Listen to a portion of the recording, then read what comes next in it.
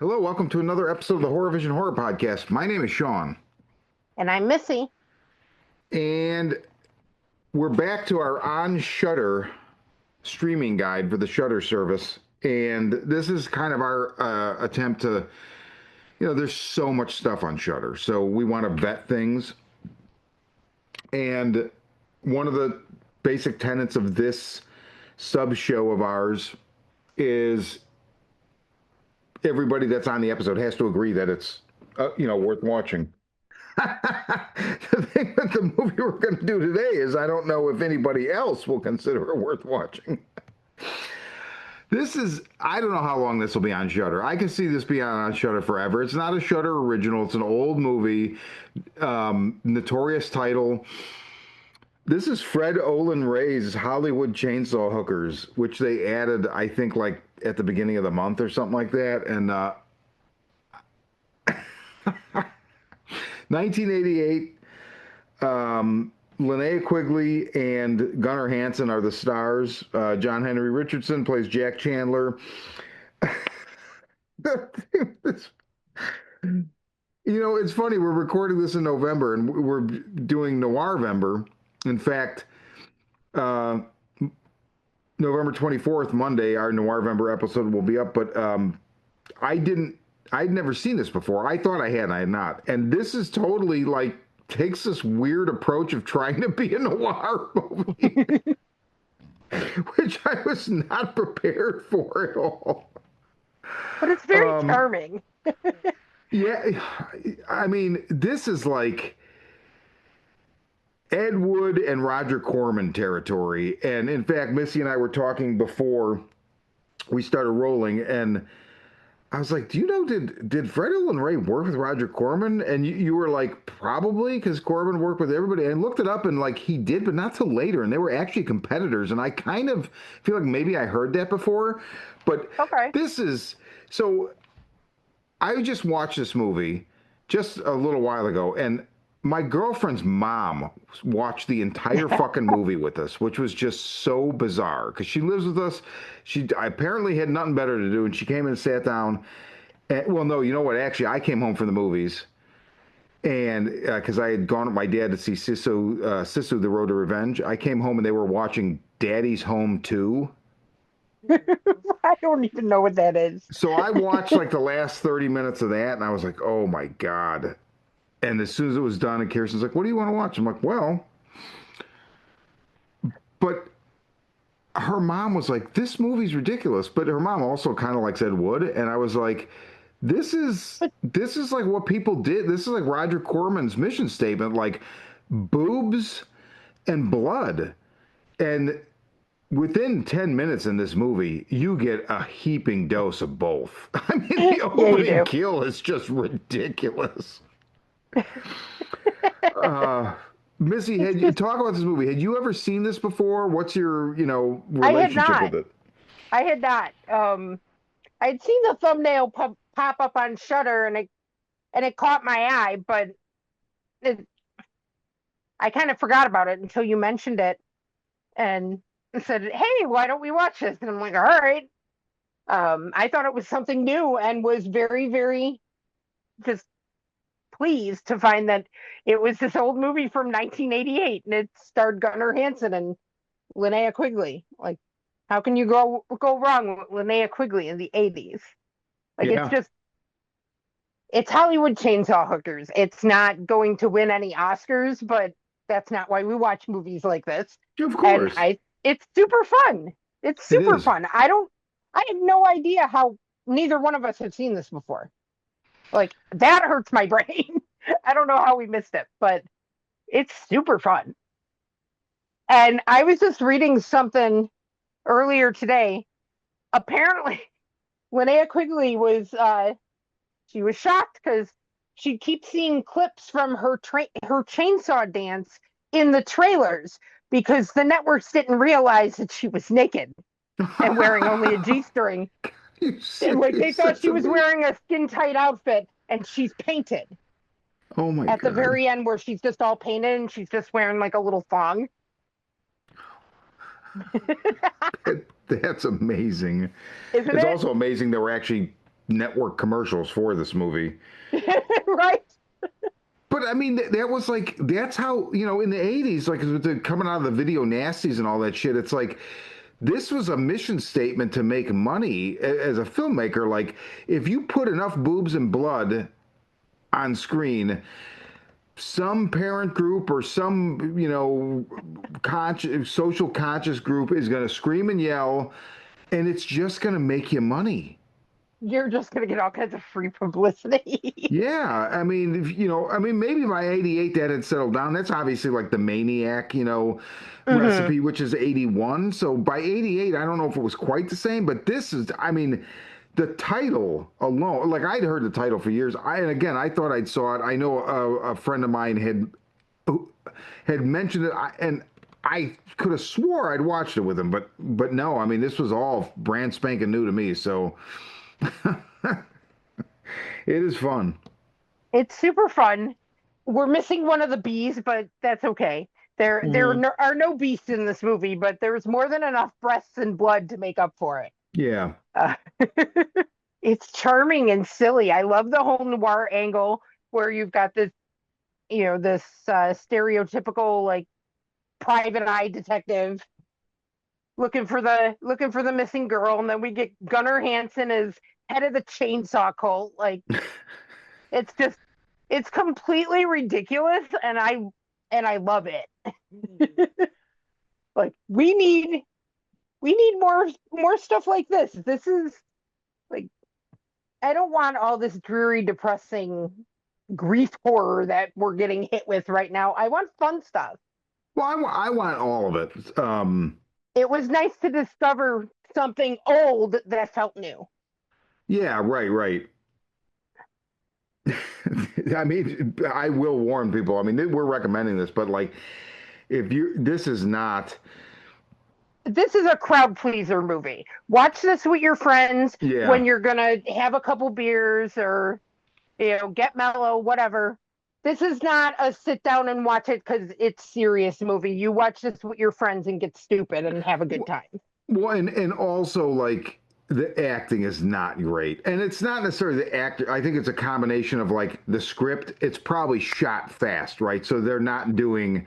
I'm gonna Hmm. guess that's maybe what gives me the Ed Wood vibe. Is like I'm thinking that they're not really, one for safety. Like no, I don't even know if that No, was a something thing. like this, it was probably shot in like a week or two. Yeah, and the lighting is just like at times atrocious. I mean, I don't want to, but again, I don't think it's a lack of skill. I think it's like literally like get it. We've got 50 shots to do today, so just fucking make it work. Right. And the sets are bare bones. Not a lot of set dressing.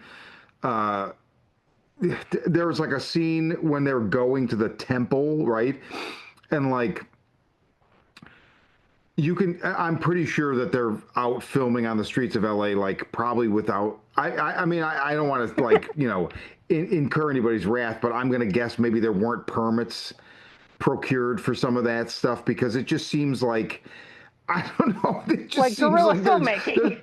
there's a little bit of a fly by night vibe, and that's not an insult. That can be No, used as an insult, but here it's not like this is. They knew what they were doing. They knew what it was, and they make it work. And I think it's if you want, like you say, a couple beers and this with your buddies, it's gonna be a good time.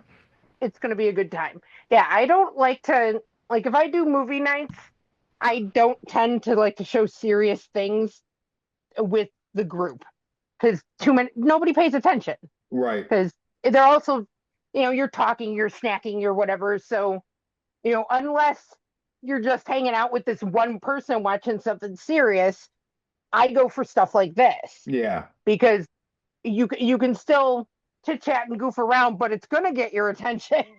Yeah. Well, And it's and gonna make you laugh and you're gonna have a good time. you don't. I mean, you don't even. So I watched this last night, but I was dozing in and out, and so I watched it again from the beginning today, and I saw I missed chunks that I didn't know I missed. And guess what? I mean, they didn't change anything about what I knew about the movie, what I missed, right? Like, or like, at some point I got up to get a beer. I didn't pause it. I got up to feed the cats. I could hear the TV. I, and you're right with movie nights too. It's like, I've done the movie night where it's like, okay, now that we're all here, we're gonna watch a super serious movie, and then you're just gonna be irritated because it's like maybe you're trying to get into it, and other people are like they don't know the movie, so they it's Hmm. like somebody inevitably talks at the moment where nobody should talk, and you're like, Right. oh And God, then somebody else has fallen asleep. Yeah, I don't. oh, I see If you've had I movie night with Ray. so I will pick stuff like this, or you're gonna have a lot more fun with Sharknado than you're gonna have, Well, I'm sitting not gonna around. do Sharknado, even if it's a yeah, but you're right. You are correct. You are correct. Right. I mean, it's not for everybody, but comedies don't work for me. Sharknado does. I don't know No, what to that's tell you. fair. That's fair. It's bloody and stupid, and you know. And I agree with you. I want all of it. It's just I I need some of the fun stuff. Yeah. I flashed on so having now watched in the last 24 hours Sisu, this new Sisu, and then this, um, I flashed on like werewolves. I was like, I need to rewatch that because that was super fun, and all three of Oh, these it's movies super have been fun. super fun. So I mean, you're not wrong, and I don't know. I feel like I'm trying to think of what the recent horror releases were, other than Keeper, Frankenstein. Uh,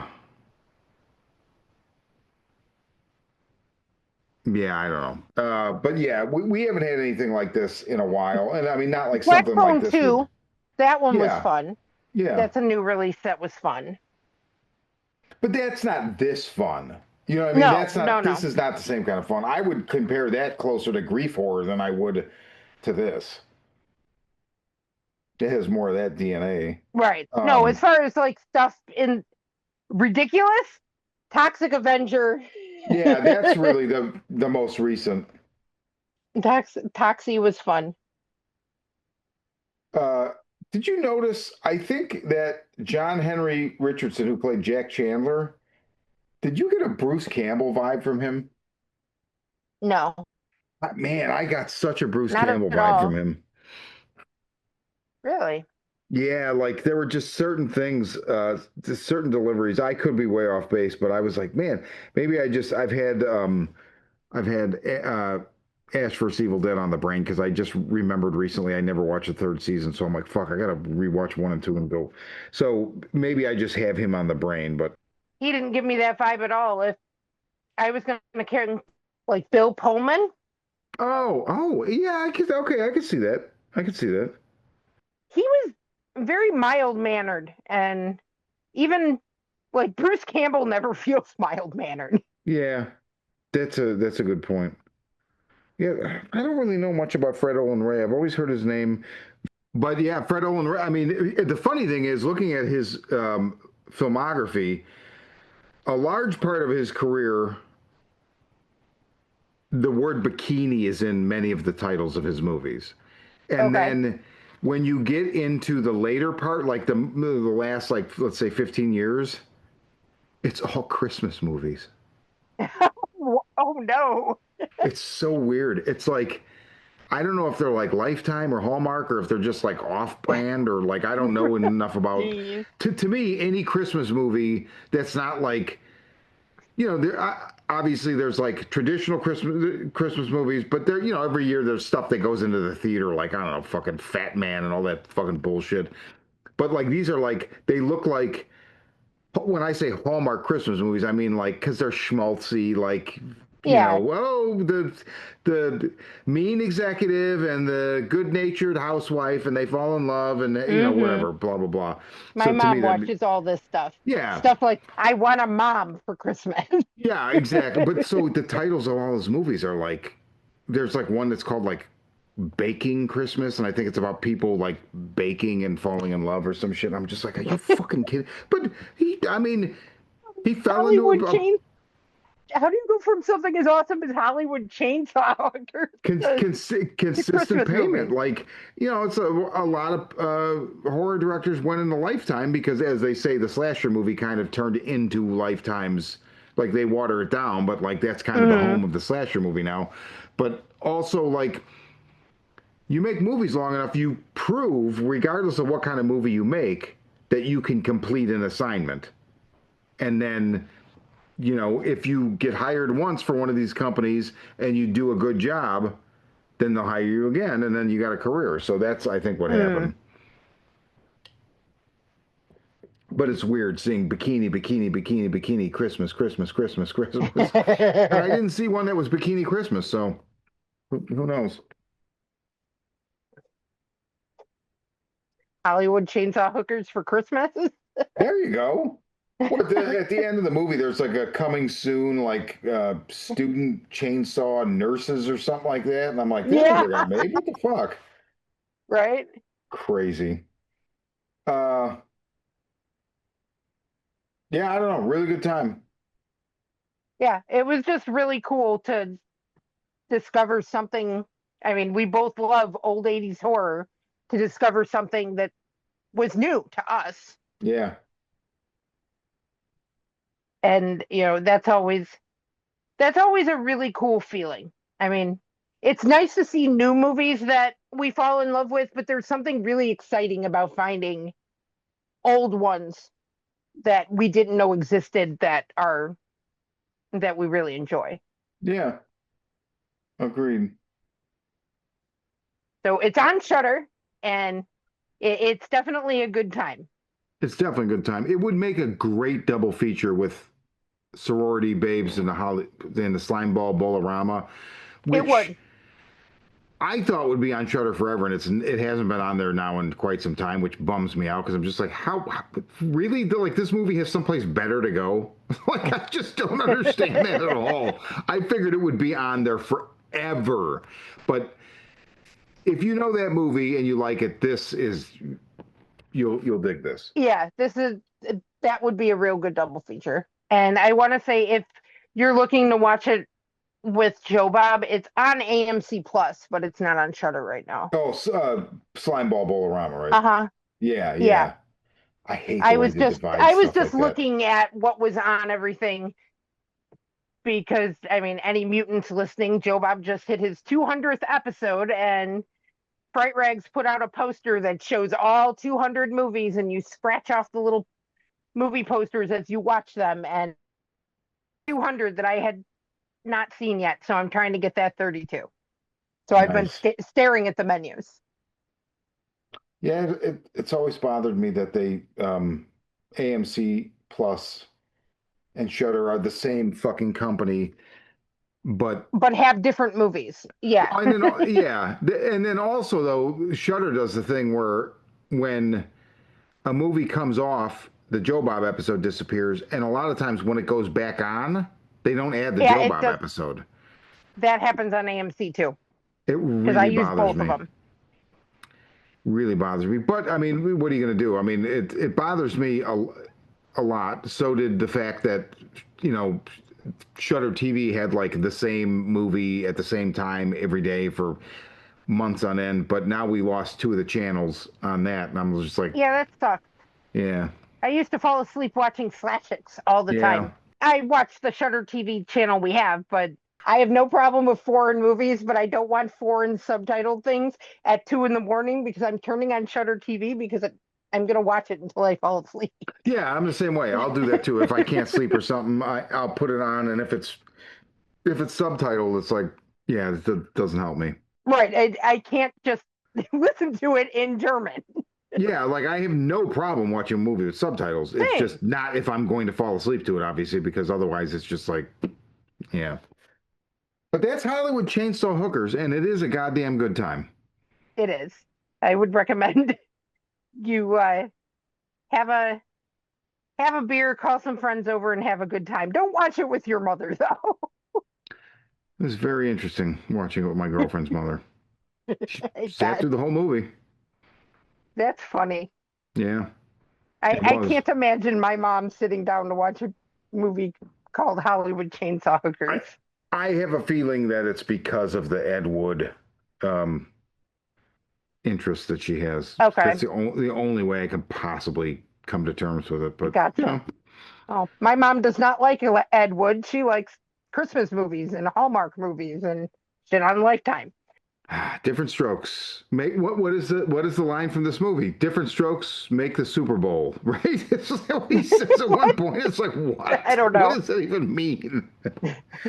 We'll leave you with that little nugget of wisdom. But this is the Horror Vision on Shudder. I'm Sean. And I'm Missy.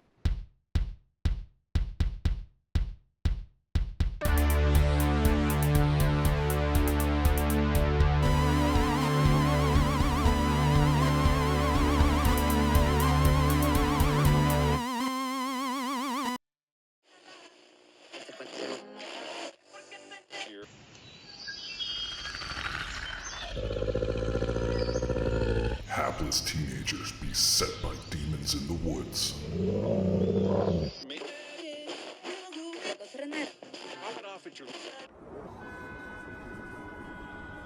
A strange new drug that turns art into murder.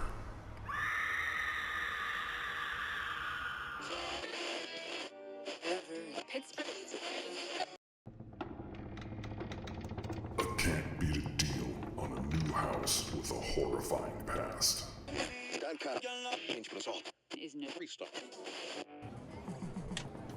A video game that might usher in the apocalypse.